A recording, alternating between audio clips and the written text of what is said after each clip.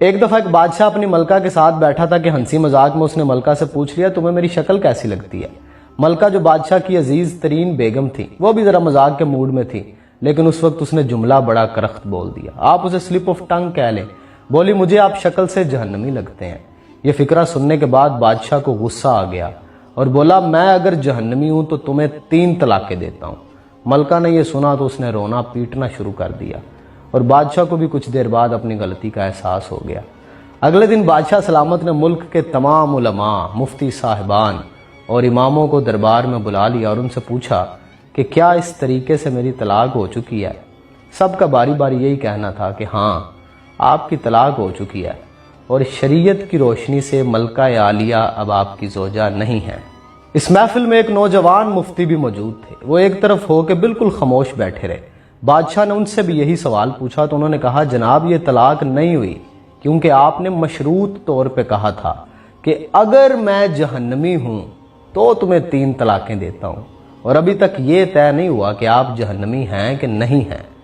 آپ کو اگر کوئی شخص جنتی ہونے کی ضمانت دے دے تو پھر آپ کی طلاق نہیں ہوگی۔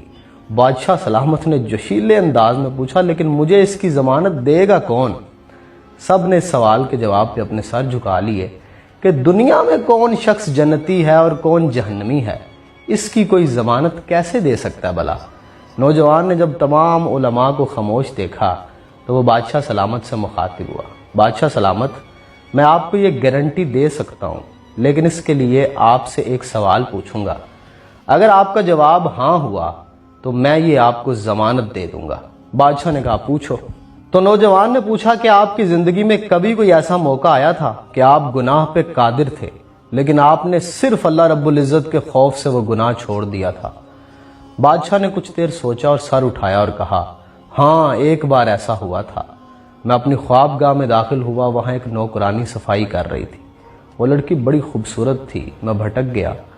میں نے دروازے کو اندر سے بند کر لیا۔ میں غلط نیت سے اس لڑکی کی طرف بڑھا تو اس نے رونا پیٹنا شروع کر دیا اور وہ چلا کے بولی اے بادشاہ اللہ سے ڈرو، وہ تم سے زیادہ طاقتور ہے۔ میں نے جب یہ سنا تو میرے اوپر اللہ رب العزت کا خوف طاری ہو گیا۔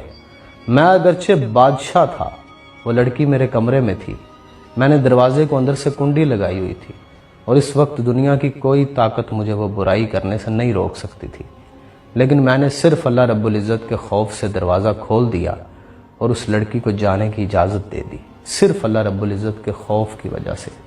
یہ سن کے وہ نوجوان مسکرائے اور انہوں نے قرآن حکیم کی یہ آیت تلاوت فرمائی جس کا ترجمہ ہے جو اپنے رب کے سامنے کھڑے ہونے سے ڈر گیا اور اس نے اپنے نفس کو خواہشات میں پڑنے سے بچا لیا تو ایسے شخص کا ٹھکانہ جنت ہوگا۔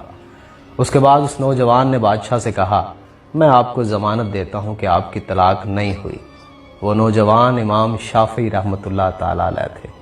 انسان شاید پوری زندگی پرفیکشن کے ساتھ پرفارم نہیں کر سکتا، گناہ و ثواب کے نسیان میں الجھا ہوتا ہے، جبلتوں کی کشمکش میں الجھا ہوتا ہے، لیکن پھر بھی کوئی ایک لمحہ تو ایسا ہونا چاہیے جب اسے لگے کہ گناہ پہ پوری قدرت ہے، پوری طاقت رکھتا ہے، لیکن صرف اللہ رب العزت کی ذات کی وجہ سے اس وقت گناہ نہ کرے۔